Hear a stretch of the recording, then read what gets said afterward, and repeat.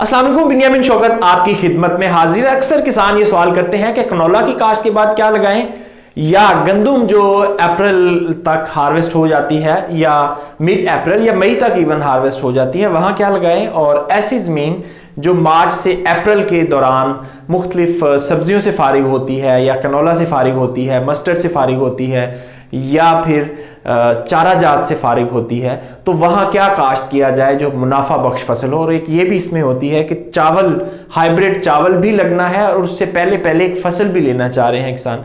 तो किसान भाई, उसका बेहतरीन जवाब ये है कि तिल की फसल जो है वो सबसे शॉर्ट दौरानिए की फसल है। ये सिर्फ 90 दिन में, एक वैरायटी 90 दिन में और एक वैरायटी 100 दिन में, दो मुख्तलिफ वैरायटीज़ हैं। ये 90 से 100 दिन की फसल है और इस 90 दिन की फसल में आप इस दौरानिए की फसल के मुकाबले में सबसे ज़्यादा प्रॉफिट कमा सकते हैं। जी हाँ, बिल्कुल, मैं आपको ये पूरे वसूख से कह रहा हूँ। गुज़श्ता साल पाकिस्तान ने चाइना को, सिर्फ चाइना को 1.5 लाख टन तिल जो है वो एक्सपोर्ट किए हैं। जी हाँ, इतनी बड़ी क्वांटिटी में तिल एक्सपोर्ट हुए हैं। और इस साल जो टारगेट सेट किया जा रहा है, और टारगेट जो सेट होता है ये जहाँ हम एक्सपोर्ट कर रहे होते हैं उस कंट्री की डिमांड के ऊपर होता है।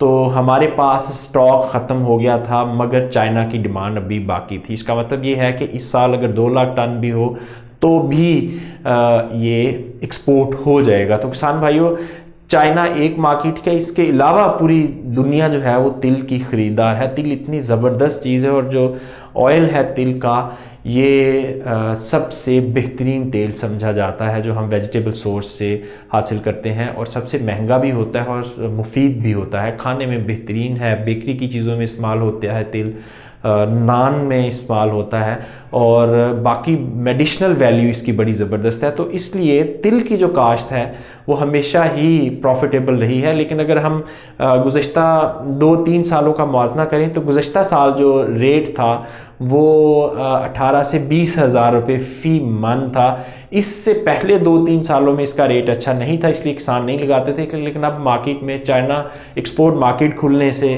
इसका रेट बहुत अच्छा हो चुका है। पिछले साल 18,000 तक इसकी मार्केट में सेल हुई थी, और इस साल एक्सपेक्ट किया जा रहा है कि रेट मज़ीद बढ़ेगा।